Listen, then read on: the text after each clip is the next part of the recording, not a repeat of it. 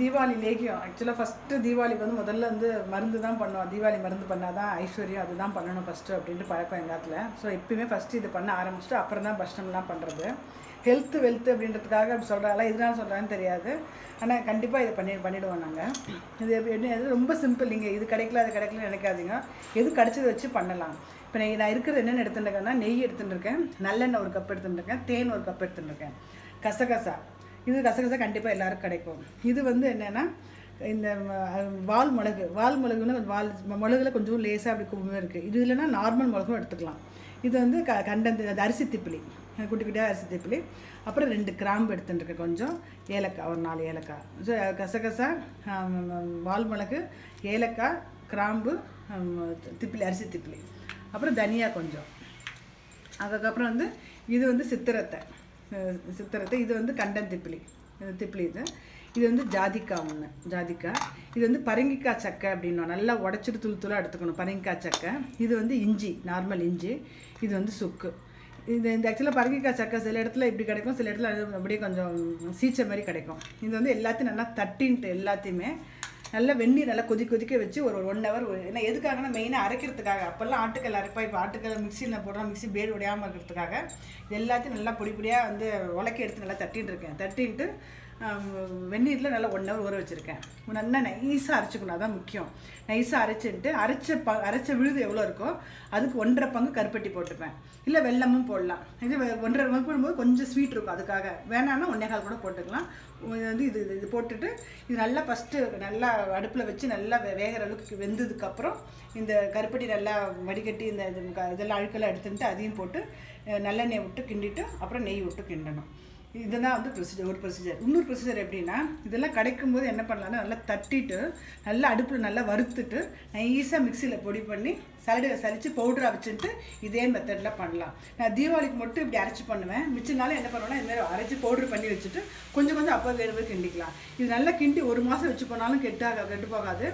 காத்தால இருந்து வெறும் வயிற்றில் தீபாவளி அன்றைக்கி தலையில் எண்ணெயை வச்சுட்டு ஃபஸ்ட்டு இதை சாப்பிட்டுட்டு தான் குளிக்க போகணும். குளிச்சதுக்கப்புறம் தான் வந்துட்டு மிச்சம் புது ட்ரெஸ் போட்டு ஸ்வீட்டெல்லாம் கொடுப்பா. இது வந்து கண்டிப்பாக பண்ணுங்க. அது ஐஸ்வர்யம் அப்படின்னு சொல்கிறதுனால அது எங்கள் இடத்துல கண்டிப்பாக பண்ணுவோம். நான் பண்ணுறேன் பாருங்கள். இப்போ இதெல்லாம் நல்லா நைஸாக அரைச்சிக்கிறேன்.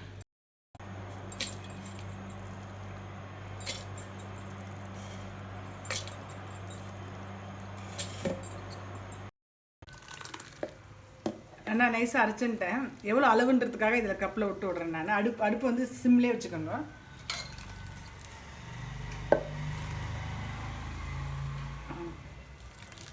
கிட்டத்தட்ட 1.25 2க்கு அந்த அளவு தண்ணியில் அலம்பி விட்டோம்னா 2 ஆகிடும். ஸோ வெல்லம் வந்து நான் 4 போடுறேன். 3.5லேருந்து 4 போடலாம். நான் 4 போடுறேன் இப்போ கொஞ்சம். ஏன்னா கருப்பட்டி வந்து கொஞ்சம் ஸ்வீட்டும் கம்மியாக இருக்கும். ஸோ 4 இதே அளவில் கருப்பட்டி என்ன பண்ணுறேன், நல்லா தட்டிட்டு வடிகட்டிட்டு போடுறேன்.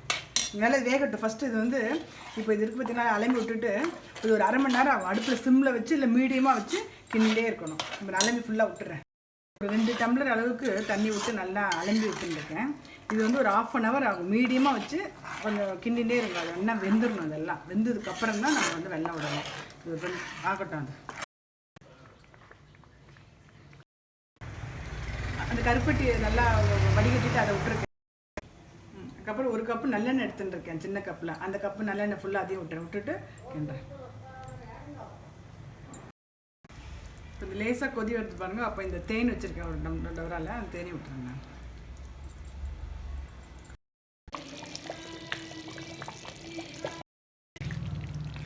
கொஞ்சம் கெட்டியாகிட்டு வருது. அந்த டைத்தில் தான் நெய் விடணும். அதுக்கு முன்னாடி உங்களுக்கு வேணும்னு தோணிச்சுன்னா கொஞ்சம் நீங்கள் வந்து நல்லெண்ணெய் விட்டுக்கோங்க. இப்போ கொஞ்சம் கெட்டியாக டைம்னால நெய் விட்றேன். நான் இன்னும் கெட்டி ஆகணும். அப்புறம் நல்லா பபிள்ஸ் வந்து இதாக இருக்குது. ஆக்சுவலி 6 நாட்கள் இது மாதிரி நல்லா கொதிக்கும் போது மூடாதீங்க. அப்படியே கொஞ்சம் அடுப்பை சிம்மில் வச்சுக்க நின்றே இருங்க. இது பாருங்கள், இந்த மாதிரி இருக்குது. இப்போ போர் நான் ஆஃப் பண்ணுறேன்.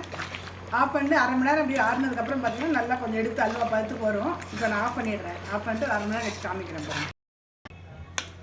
இந்த மாதிரி கொஞ்சம் ஆறினோடனே இப்படி தான் இருக்கேன். இந்தமாரி இதை கொஞ்சம் எடுத்து வச்சுட்டேன். இன்னும் கொஞ்சம் கெட்டியாகிறதுக்கு இன்னும் ஒரு 10 நிமிஷம் கிண்டுறேன். நான் இன்னும் நீங்களும் மாதிரி பண்ணலாம், ஒன்றும் இது இல்லை. இதை திருப்பி அடுப்பில் பற்ற வச்சு ஒரு 10 to 15 மினிட்ஸ் கிண்டினா ஒன்றும் கெட்டியாகும். போரும் இன்னும் பாருங்க கொஞ்சம் கெட்டியாகிடுது. இப்போ ஆஃப் பண்ணிடுறேன். இது ஆறுனதுக்கப்புறம் நல்லா இதுவாகிடும் போரும். ஏன்னா ஏன் கொஞ்சம் இதாகிடுச்சுன்னா கொஞ்சம் ஜாஸ்தி ஆகிடுச்சுன்னா முறுக்கின்னு சாப்பிட்றதுக்கு நல்லாவே இருக்காது. கொஞ்சம் லூஸாக அந்த அல்வா மாதிரி இருந்தாலும் சாப்பிட நல்லா இருக்கும். ஸோ இந்த பதம் கொஞ்சம் கிண்டும் போதே பாருங்கள் கெட்டியாக அப்படியே கொஞ்சம் இதாக இருக்குது. அதனால் ஆஃப் பண்ணுறேன். இது பாருங்க ஆறினோடனே இதுமாரி வருது பார்த்தீங்களா. இன்னும் ஆறணும் இன்னும் கொஞ்சம் கெட்டியாகும் போகிறோம். ஏன் கொஞ்சம் ஏன்னா கொஞ்சம் பார்த்து இது எடுக்கிறது மட்டும் கொஞ்சம் கரெக்டாக பார்த்து எடுங்க. ஏன்னா ரொம்ப கொஞ்சம் முறுக்கிட்டுனா நல்லா இருக்காது. இப்போ இது பண்ணுறது வந்து இதெல்லாம் கிடைக்கல அப்படின்னா கூட பரவாயில்ல. இந்த சித்திரத்தை இந்த இதெல்லாம் மிளகு ஜீரகம் இந்த ஜீரகம் போட்டுங்க. இதெல்லாம் கிடைக்கலன்னா கசகசா தனியாக கிடைக்கும், மிளகு கிடைக்கும், ஏலக்காய் கிடைக்கும், கிராம்பு கிடைக்கும், இஞ்சி ஜாஸ்தியாக போட்டுக்கோங்க. பட் வந்து கொஞ்சோண்டு சாஸ்திரத்துக்காவது கொஞ்சோண்டு இந்தமாதிரி இந்த லேகியத்தை வந்து தீபாவளிக்கு பண்ணிவிட்டு பட்சணத்தை ஆரம்பிங்க. அவ்வளோதான்.